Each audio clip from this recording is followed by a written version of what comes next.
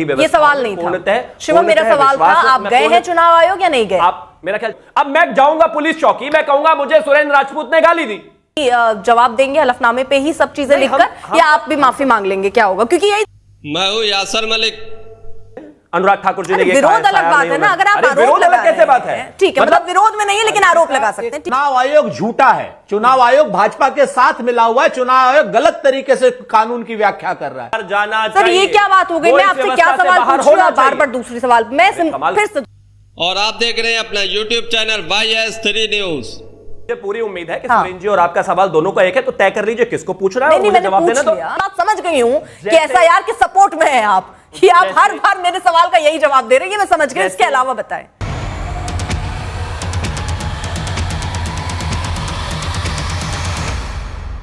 Vote चोरी के मुद्दे पर नई एंकर अर्पिता आर्या ने बीजेपी के प्रवक्ता की धज्जियां उड़ाकर रख दी। बीजेपी के प्रवक्ता बौखलाने लगे जब अर्पिता आर्या ने तीखे तीखे सवाल पूछे वोट चोरी को लेकर।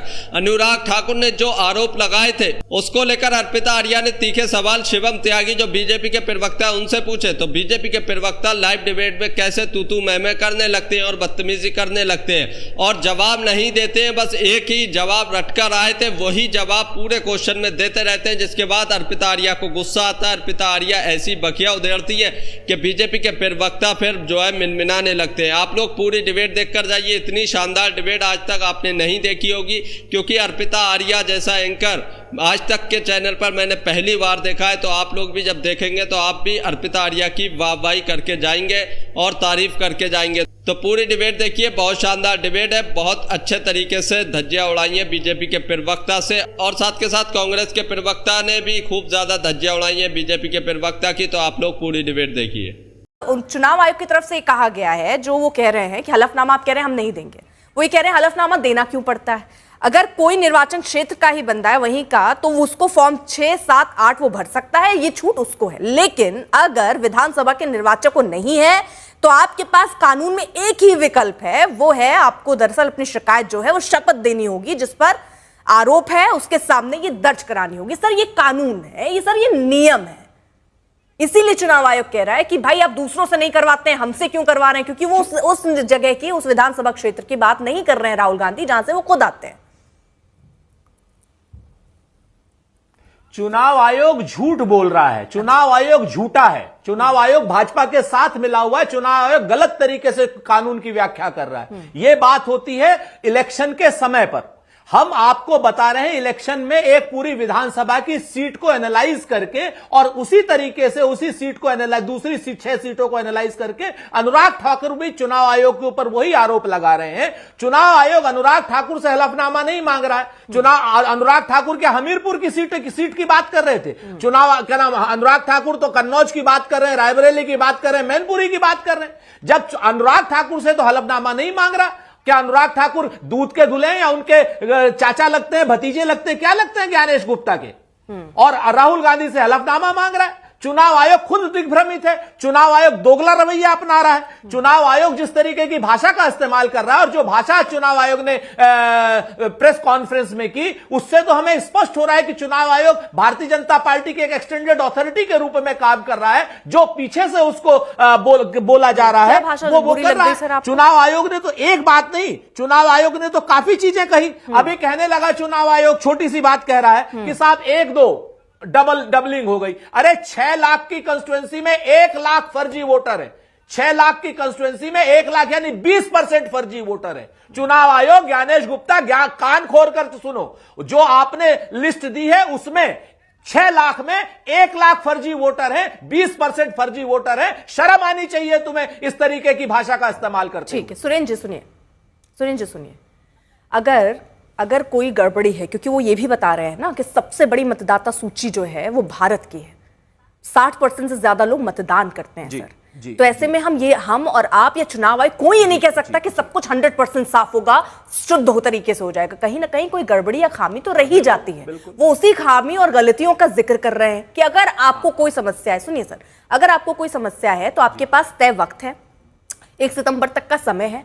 उन 1 सितंबर में आप स्पष्ट कर दीजिए। उसके अलावा भी आपके पास क्या क्या विकल्प हैं, आज स्पष्ट तौर पर उन्होंने ये भी बता दिया। उन्होंने ये भी बेसिक समझा दिया कि सर देखिए, पत्र देना और हलफनामे में अंतर है। आप पत्र देखकर ये नहीं कह सकते अब भाई कार्रवाई कीजिए। जो एक प्रक्रिया है सर हलफनामे की, वो प्रक्रिया तो निभानी पड़ेगी, वो यही स्पष्ट कर रहे हैं ना।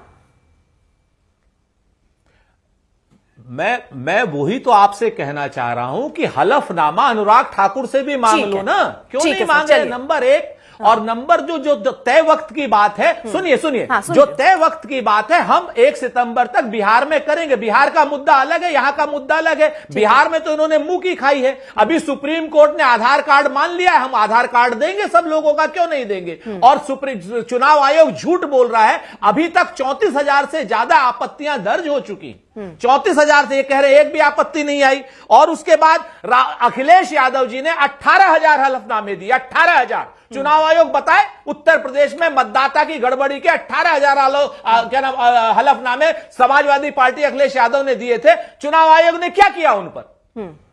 चुनाव आयोग मक्कारी करने की बात कर रहा है। बताए ना क्या हलफनामा? 18,000 इस पर जवाब अनुराग ठाकुर को पूछ रहे हैं कि वो हलफनामा देंगे कि नहीं देंगे। चुनाव आयोग पर वो फिर से सवाल अभी भी उनके वही कायम है कि चुनाव आयोग ये कह रहा है कि कोई हलफनामा नहीं आया, कोई ऐसी आपत्ति नहीं आई, लेकिन यहाँ विपक्ष बार बार वही बात दोहरा रहा है कि हम अपनी आपत्ति कर रहे हैं दर्ज, चुनाव आयोग सुन ही नहीं रहा, ना बता रहा है कि चुनाव आयोग तो बार बार कह रहे हैं कि कोई आपत्ति नहीं आई। देखिए अर्पिता जी, सबसे पहले मैं एक चीज कहना चाहता हूं, सुरेंद्र जी ने जो शुरुआत की वो शुरुआत इस बात से की कि हम माफी मांगेंगे। हमने तो अंग्रेजों से माफी नहीं मांगी। अरे अंग्रेजों से तो बाद में मांगते, पहले हिंदुस्तान में ही माफी मांगी है। चौकीदार चोर है के मामले में जब सजा होने लगी थी, जाकर सुप्रीम कोर्ट के इसके सामने कहा था कि हमका माफी दे दो साहब, वरना हमारी तो लोकसभा सदस्यता चले जाए। अरे झूठ नहीं बोले प्लीज, अब बीच में नहीं बोले, मैं बोला आपके बीच में, शांति रखिए जरा भाई। माफी मांगी, अनकंडीशनल अपॉलॉजी, हमसे गलती हो गई, हमको माफी दे दीजिए, वरना हमारी लोकसभा की सदस्यता चली जाएगी। माफी ही तो मांगते फिर रहे हो आजकल, क्लेम करते हो भाग जाते हो, क्लेम करते हो भाग जाते हो। अब आगे आते हैं, अब आगे आते हैं, अभी आते हैं। मुझे थोड़ा समय तो दे दीजिए, उनका जवाब देकर आपका भी जवाब। नहीं सर, उनको भी टोका था, फिर ये ऐसा ना हो। हाँ, बराबर रखेंगे ना सर। हाँ चलिए, मैं कहता हूं आप मुझे हर 10 सेकंड में टोकते हैं, मैं बोलता रहूंगा, कोई परेशानी नहीं, मैं कोई कांग्रेसी थोड़ी ना हूं। अब आगे आता हूं। एक और चीज इन्होंने कही, हलफनामा क्यों दे? मैं कहता हूं, मुझे अभी इन्होंने कहा कि इलेक्शन कमीशन चोर है, झूठा है। मैं कहता हूं सुरेंद्र राजपूत झूठे हैं। डिबेट से पहले इन्होंने मुझे गाली दी, इस बात का तर्क है कोई? अब मैं जाऊंगा पुलिस चौकी, मैं कहूंगा मुझे सुरेंद्र राजपूत ने गाली दी, वो कहेंगे ठीक है भैया एक काम करो लिख के दे दो। मैं कहूंगा नहीं मेरा वचन ही मेरा शासन है भाई, मैंने कह दिया तो मानो, कार्रवाई करो। वो कहेंगे भाई लिख के तो दो, कोई वीडियो ऑडियो एविडेंस तो दो, कुछ तो दो। मैं दूंगा नहीं, लेकिन ये चाहते हैं कि कार्रवाई शुरू हो जाए। चुनाव आयोग ने आज 2 एपिक नंबर को लेकर भी क्लैरिफिकेशन दिया, जिसमें उन्होंने कहा कि एक पहले 2003 से पहले जो स्थितियां थी वहां पर सिचुएशन दूसरी थी। एक राज्य से दूसरे में, दूसरे से तीसरे में सेम एपिक नंबर के कई सारे वोटर होते थे। 3 लाख से ज्यादा वोटर वैसे थे, जो हमने त्रुटि पूरी करी। फिर उन्होंने कहा कि एक नाम पर अलग अलग एपिक नंबर हो सकते हैं, क्योंकि मैं पहले शिवम त्यागी पहले गांव में वोट करता था, फिर नोएडा में आ गया, कल अगर दिल्ली में जाएगा वो। अब अनुराग ठाकुर पर आते हैं। मैं एक चीज कहना चाहता हूं, भाजपा तो कह रही है, मैं तो कहता हूं एनडीए तो कह रहा है कि कहीं पर भी अगर इस तरह की त्रुटियां हैं तो जाहिर है एसआईआर होना चाहिए, इंटेंसिव रिवीजन की आवश्यकता है। 20 साल पहले हुआ था, नॉर्मल रिवीजन होता है, लेकिन सभी पार्टियों की लगातार कंप्लेन। अब डिबेट पूरी देखिए, अब धज्जियां उड़ने वाली है। शिवम त्यागी जो बीजेपी के प्रवक्ता है, अर्पिता आर्या, इनकी ऐसी बकिया उधेड़ेंगी कि ये बहुत ज्यादा तिलमिला जाएंगे। कहा गया कि 1 सितंबर तक आपके पास समय है। जाहिर है अप्रोक्सीमेटली 52,000 हमारे पास जो है बूथ लेवल एजेंट हैं, 37,000 जो है आरजेडी के पास है, मेरा ख्याल 16-17,000 कांग्रेस के पास भी हैं। उन लोगों को मिलकर आगे कहिए 1 सितंबर तक अगर कोई कहीं पर भी वोटर का फर्जीवाड़ा हुआ है, किसी का नाम कटा है, तो उसको करेक्शन करा सकते हैं। और उसके बाद भी हम तो समर्थन में हैं इसके कि कहीं पर भी अगर कोई फर्जी वोट है उसका एसआईआर स्पेशल इंटेंसिव रिवीजन होना चाहिए। ये जरूरी है। इंटेंसिव रिवीजन हर साल होता है, लेकिन एसआईआर को हलफनामे के लिए बोला गया है क्या? अगर आपकी अगर नहीं कह नहीं रहा हूं, अगर आपकी पार्टी की तरफ से भी आरोप लग रहे हैं तो आप भी क्या हलफनामे की तरह से ही जवाब देंगे, हलफनामे पे ही सब चीजें लिखकर, या आप भी माफी मांग लेंगे? क्या होगा? क्योंकि यही 2 विकल्प बचते हैं, फिर वो दोनों केसेस में यही है सेम। बिल्कुल भी नहीं, बिल्कुल भी नहीं। हम ये कहते हैं कि हां एसआईआर होना चाहिए, इंटेंसिव रिवीजन राज्य दर राज्य देश में होना चाहिए। कोई भी फर्जी वोटर है तो उसके लिए तो आपको अपने आरोप हलफनामे में लिखकर, जो आप दूसरे के लिए समझा रहे हैं वो खुद के लिए भी नियम वही है ना सर, बदल थोड़ी जाते हैं बीजेपी के लिए। नहीं बिल्कुल नहीं, बिल्कुल नहीं। अगर एक चीज बताइए, बिहार में फर्जी वोटर का मुद्दा चल रहा है, तो जाहिर है एसआईआर वहां पर सुप्रीम कोर्ट वहां पर इलेक्शन कमीशन कर रहा है, आवश्यकता क्यों है? समझ गई। फिर आगे बातें कर, अगर एसआईआर हो जाती है तो मुद्दा ही खत्म हो जाता है। नहीं समझ गई। आप अनुराग ठाकुर ने कई जगहों का जिक्र किया था ना, उसमें उन्होंने आरोप लगाए थे। अब वो अपने आरोप को केवल प्रेस कॉन्फ्रेंस में कहकर जाने के लिए थे या हलफनामा देंगे? वो यही कह रहे हैं कि राहुल गांधी के लिए आप कह देते हैं हलफनामा दो, अपने नेताओं के लिए हलफनामे का कोई जिक्र ही नहीं हो रहा है, न माफी मांगने की बात हो रही है। तो भ्रम फिर क्या माने कि एक ही तरफ से फैलाया जा रहा है, दोनों तरफ से फैलाया जा रहा है। लेकिन अनुराग ठाकुर जी आकर संसद में जो है एसआईआर का विरोध नहीं कर रहे हैं, एसआईआर लिखकर उसको फाड़ नहीं रहे हैं, ये नहीं कह रहे हैं कि ये नहीं होना चाहिए, इससे गरीबों को दबाया जा रहा है, मुस्लिमों को दबाया जा रहा है। अगर आरोप लगाए हैं तो उसको हलफनामे में देंगे कि नहीं देंगे? जाहिर है, मैं तो कहता हूं जब इलेक्शन कमीशन पहले ही कह चुका है कि हम एसआईआर करेंगे पूरे देश में, तो वो विषय निर्लभ खत्म हो जाता है। और इनके लिए भी मैं कहता हूं यही बेहतर उपाय है। अगर इनको भी लगता है कि वो फर्जी वोटर्स हैं तो लिखकर दे दें। एक बात मुझे याद दिला दीजिए, मैं अगर भूल रही हूं, अनुराग ठाकुर ने कब प्रेस कॉन्फ्रेंस की थी? अभी 3 दिन पहले। तो एसआईआर उससे पहले चल रहा था। बिल्कुल चल रहा था। तो अगर आप ये कह रहे हैं कि फिर कोई मतलब ही नहीं बनता, सब निराधार हो गया है, अब तो वो आरोप का कोई मतलब ही नहीं है, तो फिर प्रेस कॉन्फ्रेंस आकर करके बताने की जरूरत क्या थी? क्योंकि ठीक है, मैं फिर से शुरू करता हूं। मैं कहता हूं कि कहीं एग्जाम्पल ले लीजिए, मैं कहता हूं कि बिहार में गड़बड़ी है। मैंने कहा, इलेक्शन कमीशन कहता है ठीक है हम एसआईआर वहां पहले से कर रहे हैं। हम कहेंगे ठीक है जी, एसआईआर कर रहे हैं तो जाहिर है सारी गड़बड़ियां खत्म हो जाएंगी। अब दूसरी तरफ राहुल गांधी है, ये अनुराग ठाकुर जी का वर्जन था। राहुल गांधी कहते हैं नहीं यहां पर भी गलती है, यहां पर भी गलती है, यहां पर भी गलती है। इलेक्शन कमीशन ने कहा ठीक है जी, हम तो एसआईआर कर रहे हैं और जो आप गलतियां बता रहे हैं कि हो चुकी हैं, आप उनको भी लिख कर दे दीजिए, चार्जेस को क्लियर कर दीजिए, बता दीजिए, क्योंकि उन्होंने जो बोला वो फर्जी है। मिंटा देवी जिसको लेकर उन्होंने काम कहा, उनके ससुर जी आकर कह रहे हैं कि नहीं नहीं मेरी जो पुत्रवधू है वो यहीं पर है, उसने वोट दिया है। इसके अलावा एक विषय में उन्होंने कहा कि एक घर में 45 वोट है, एक पिता उसके 45 बच्चे, वहां पर जो है काशी में जाकर उन्होंने कहा पंडित जी ने कि वो एक ही उसमें रहते हैं गुरुकुल में, सारे शिष्य हैं, मेरे ही शिष्य हैं, इस वजह से वो 45 अच्छा, मतलब दिक्कत मैं जो समझ पा रही हूँ, दिक्कत ये है कि वो बार बार कह रहे हैं आपने एक बार कहा है, इसलिए हलफनामा देना उनका बनता है, आपका नहीं। नहीं, हम कह रहे हैं कि अगर कहीं पर फर्जीवाड़ा है जो कि कहीं ना कहीं दिक्कत नहीं, फिर वो प्रेस कॉन्फ्रेंस क्यों हुई थी सर? वो एसआईआर तो, और ये चुनाव आयोग की तरफ से स्पष्ट है कि धीरे धीरे पूरे देश में प्रक्रिया चलेगी, बंगाल में भी चलेगी, समय तय किया जाएगा। तो फिर अनुराग ठाकुर को रियलाइज होना चाहिए कि फिर प्रेस कॉन्फ्रेंस करने का क्या मतलब था। अनुराग ठाकुर जी विरोध में है उसके, अनुराग ठाकुर जी ने ये विरोध अलग बात है ना, अगर आप आरोप लगा कैसे बात है? ठीक है, मतलब विरोध में नहीं है लेकिन आरोप लगा सकते हैं, ठीक है। नहीं, हम कहते हैं कि एसआईआर होना चाहिए, ये देश के लिए जरूरी है। जिन लोगों को समर्थन चाहिए, जिन लोगों को रोहिंग्या चाहिए, जिन लोगों को फर्जी वोट चाहिए, क्योंकि सुरेंद्र जी जल्दी मुझे बाकी मेहमानों की पहचान समझ गई, शिवम समझ गई, सुरेंद्र राजपूत जी। हाँ बिल्कुल, सिर्फ 5 सेकंड का। शिवम त्यागी जी जानबूझ करके अनजान बन रहे हैं या चुनाव आयोग हो गए, मुझे नहीं पता। ये तो नेताओं की कला। अनुराग ठाकुर ने मैनपुरी, रायबरेली, मैनपुरी, रायबरेली और कन्नौज पे आरोप लगाया। राहुल गांधी जी ने बेंगलोर की सीट पर आरोप लगाया। एसआईआर की बात नहीं थी, न उधर थी न इधर थी। हलफनामा चुनाव आयोग बेंगलोर की सीट की गड़बड़ी के लिए मांग रहा है और हलफनामा इनको देना है, अगर ये देना चाहते हैं तो कन्नौज की, मैनपुरी की और रायबरेली की सीट के लिए। सच बात यह है कि ये विषयांतर न करें, और ये जो विषयांतर कर रहे हैं ये एक पाप कर रहे हैं। इस तरीके की बात नहीं करनी चाहिए। अगर हलफनामा राहुल गांधी से एसआईआर पर नहीं मांगा गया बेंगलोर की सीट के लिए। ठीक है, पहला मैं एक चीज कहना चाहता हूं कि जो खास तौर पर बेंगलोर की सीट पर राहुल गांधी ने डेटा दिया है, उस पर इलेक्शन कमीशन ने कहा है कि हमने जो सिर्फ वोटर लिस्ट प्रोवाइड करी है, उसके आगे किसने कहा वोट किया है वो डेटा हमने नहीं दिया, वो गलत डेटा है। दूसरा, जिस रीडेबल फॉर्मेट की, प्लीज बीच में नहीं, आपके बीच में नहीं। दूसरा, अच्छा एफआईआर चाहिए, लिख के देंगे नहीं, एफआईआर करवा लो कि जी एफआईआर कर दो, अरे लिख के तो दे दो ना आप। दूसरा एक और भी चीज है, उन्होंने कहा एक और चीज के रीडेबल फॉर्मेट में दे दो। लोक नीति foundation versus election commission of India 2019 में सुप्रीम कोर्ट का ही वर्डिक्ट है, जिसमें उन्होंने कहा कि रीडेबल फॉर्मेट में आपको वोटर लिस्ट नहीं मिल सकती। वो जितने भी चार्जेस लगातार कह रहे हैं कि इलेक्शन वोट चोरी हो रहा है, इलेक्शन कमीशन फर्जीवाड़ा कर रहा है, भाई उसको चार्जेस को कम से कम सब्सटेंशिएट तो कर दो लिख के। अनुराग ठाकुर जी तो एसआईआर के समर्थन में है, पूरे देश में एसआईआर हो रहा है, विरोध में आप हैं, एसआईआर होने देना। शिवम जी, मैं एक चीज बस उत्तर का आपको समझ ही नहीं पा रही हूँ। आप ये कह रहे हैं कि वो उसके विरोध में है, अरे विरोध में है लेकिन आरोप सुनिए, अगर आपको ऐसा लगता है कि कहीं कहीं गड़बड़ हुई है तो ये एक राजनीतिक दल के तौर पर आपकी जिम्मेदारी बनती है कि उस गड़बड़ी को चुनाव आयोग के सामने रखिए।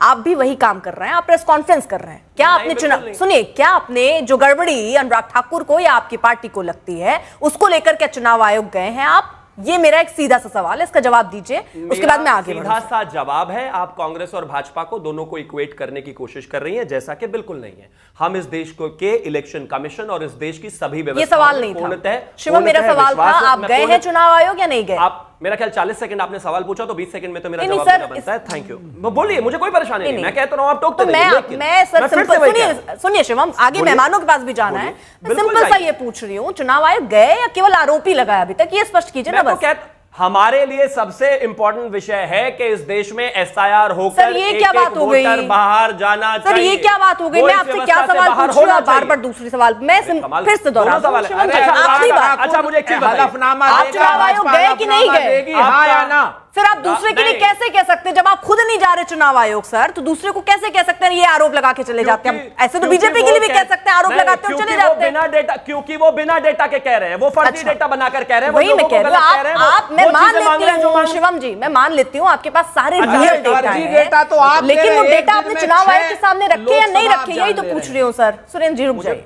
मुझे पूरी उम्मीद है कि सुरेंद्र जी और आपका सवाल दोनों का एक है, तो तय कर लीजिए किसको पूछ रहा है, नहीं, मुझे जवाब देना तो। अब मुझे पूरी उम्मीद है कि 30 सेकंड आप बोली है, बोल लीजिए। मैं भी इस उम्मीद के साथ आपको 30 सेकंड दे रही हूँ और सुन रही हूँ कि आप मेरे सवालों का जवाब देंगे। मैं ये बात समझ गई हूँ कि एसआईआर के सपोर्ट में है आप, कि आप हर बार मेरे सवाल का यही जवाब दे रहे हैं, मैं समझ गई। इसके अलावा बताएं। जैसे आपका सवाल मैंने तय नहीं किया, ऐसे ही मेरा जवाब भी मुझे तय करने दीजिए। आपकी भी आजादी है, मेरी भी है। धन्यवाद। अब मैं बोल लूं, मैं फिर से कह रहा हूं, इस देश में राहुल गांधी जी भी कह रहे हैं कि वोट फर्जी हुए हैं, तमाम लोग कह रहे हैं वोट गलत हुए हैं। उनके जो चार्जेस हैं वो उन्होंने पिन पॉइंट करके कुछ लोगों को कहा कि यहां पर गड़बड़ी हुई है। कोर्ट ने कहा कि आगे हमें सबूत दे, इलेक्शन कमीशन ने कहा कि आगे हमें सबूत दे दीजिए। हम मानते हैं कि इस देश में कहीं पर भी किसी भी पर्टिकुलर सीट पर अगर इस तरह से फर्जीवाड़ा हुआ है, एसआईआर एकमात्र ऑप्शन है और सबका कलेक्टिव जिम्मेदारी है कि फर्जी वोटर निकलकर एक साथ चला जाए, किसी को कोई परेशानी नहीं होनी चाहिए। ठीक है भाई, अगर आपको फर्जी वोटर्स निकालने हैं तो एसआईआर का समर्थन कर दीजिए। एक सवाल पूछ लीजिए आप उनसे भी, एसआईआर का विरोध किस बात में है? ठीक है, समझ गए शिवम, आपने अपने अधिकार का पूरा इस्तेमाल किया है कि मैं सवाल कुछ भी पूछूं, जवाब आप वही देंगे जो आप देना चाहते हैं। बहुत बहुत शुक्रिया।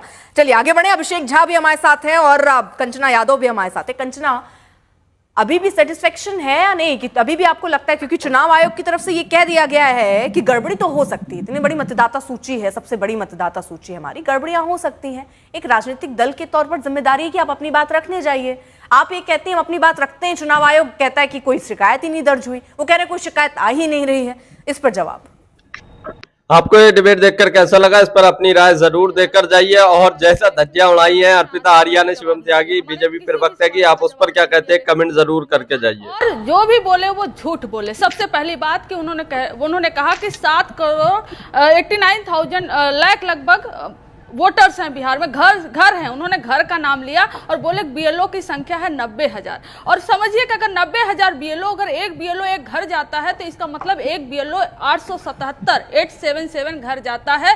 और 3 बार, जैसा कहा गया था कि एक बीएलओ 3 बार एक घर जाएगा, तो क्या 3 बार एक घर गया? कोई एक बीएलओ लेकर आइए बिहार का जो 3 बार एक घर गया हो और एक बीएलओ 877 घर गया हो। ये पूरी तरह से उन्होंने झूठ बोला। सबसे पहले जब ये सर्वे चल रहा था, जब वो फॉर्म भरा रहे थे, तो क्या कह रहे थे, सूत्रों के हवाले से खबर चल रहा था कि घुसपैठिए मिले, ये मिले। आज जब किसी पत्रकार ने उनसे सवाल पूछा कि आपने घुसपैठियों का डिटेल क्यों नहीं दिया और कब तक देंगे, तो वो क्या कहते हैं कि अभी तो डॉक्यूमेंट आ रहे हैं ना, सारे डॉक्यूमेंट आ जाएंगे, डॉक्यूमेंट को वेरीफाई करेंगे तब हम बताएंगे कि कितने घुसपैठिए आए हैं। तो सूत्रों के हवाले से किस घुसपैठिए का खबर चल रहा था ये बता दें। इलेक्शन कमीशन ऑफ तो दोस्तों, आप लोगों ने पूरी डिबेट देखी। आप लोग इस डिबेट के बारे में क्या कहते हैं अपनी राय इस पर जरूर देकर जाइए। और आप लोगों ने देखा होगा कि अर्पिता आर्या कोई भी क्वेश्चन पूछती थी बीजेपी के प्रवक्ता शिवम त्यागी से, तो उनका सिर्फ एक ही रटाया जवाब था, एसआईआर का विरोध हम नहीं कर रहे हैं, एसआईआर का विरोध हम नहीं कर रहे हैं। बस कोई सा भी क्वेश्चन हो इसी पर जवाब दे रहे थे, जिसके बाद अर्पिता आर्या ने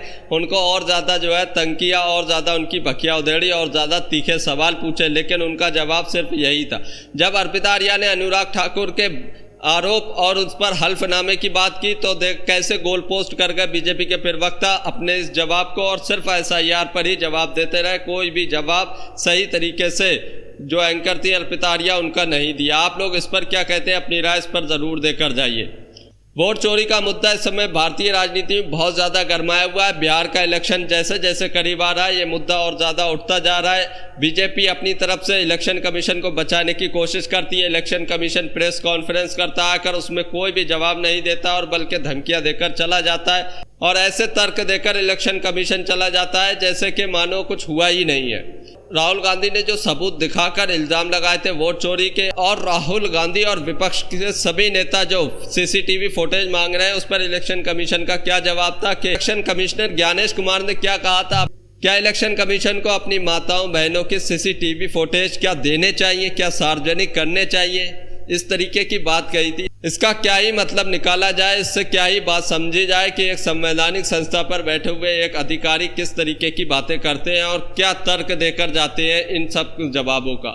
आप लोग इस पर क्या कहते हैं, अपनी राय इस पर जरूर देकर जाइए। इस समय राहुल गांधी बिहार के अंदर वोटर अधिकार यात्रा निकाल रहे हैं और तीसरा दिन है इस वोटर अधिकार यात्रा का और करीब 1300 किलोमीटर की वो दूरी तय करेंगे इस यात्रा के दौरान और 25 बिहार के जिलों में से वो जो होकर गुजरेंगे। तो आप लोग इस यात्रा के बारे में क्या कहते हैं, राहुल गांधी के बारे में क्या कहते हैं, अपनी राय इस पर ज़रूर देकर जाइए। और राहुल गांधी ने जो इल्ज़ाम लगाए क्या आप भी वही मानते हैं कि भारत के अंदर वोट चोरी हो रही है, तो उस पर अपना कमेंट ज़रूर करके जाइए।